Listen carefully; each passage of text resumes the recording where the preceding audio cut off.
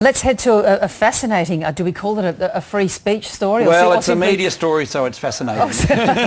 To us at least, or a rather insensitive one. SBS presenter Scott McIntyre has been sacked, and the story is in the Australian and a number of other places as well, for a series of quite remarkable tweets on Anzac Day. It does get down, I guess, to free speech, the right to be insulting and abusive. How abusive are you allowed to be on Anzac Day, John? Well, you can be as abusive as you want, and it shouldn't be against the law.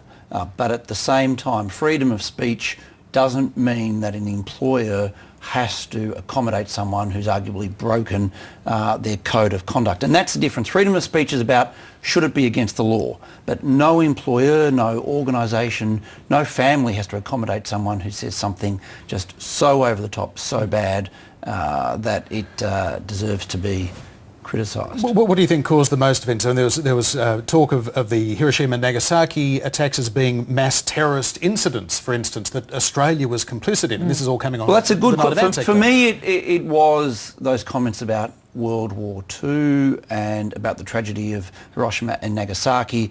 Calling that terrorism, I think, was beyond the pale. Look, the stories about what the Anzacs did in Cairo is well known.